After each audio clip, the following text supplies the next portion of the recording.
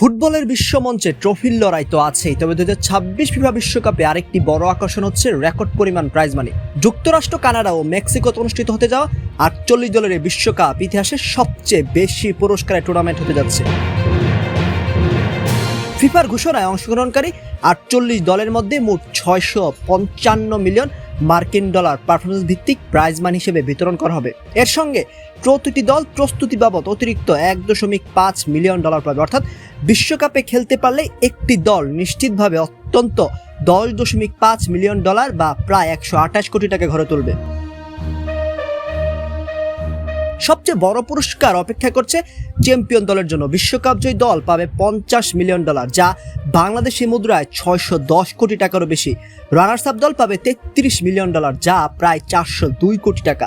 এছাড়া তৃতীয় স্থানে থাকা দল 39 মিলিয়ন ডলার, চতুর্থ স্থানে 27 million dollar, quarter finalists 19 million dollar, শেষ 16 দলগুলো 15 মিলিয়ন ডলার, শেষ 32 দলগুলো 11 মিলিয়ন ডলার ও গ্রুপ পর্ব থেকে বিদায় নেওয়া দলগুলো পাবে 9 মিলিয়ন ডলার করে পুরস্কার।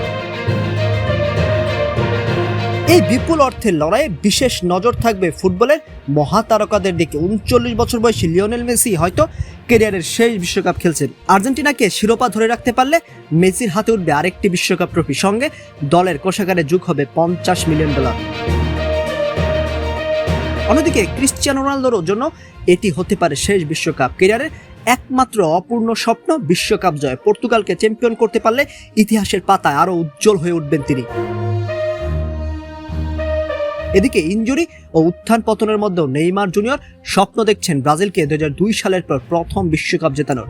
নেইমারের হাতে যদি ট্রফি ওঠে তবে সাম্বা ভক্তদের 2 যুগের অপেক্ষার অবসান হবে, আর ব্রাজিলও পাবে রেকর্ড অঙ্কের পুরস্কার। ফিফার তথ্য অনুযায়ী 2026 বিশ্বকাপের মোট আর্থিক অবদান আগের আসরের তুলনায় প্রায় 50% বেশি।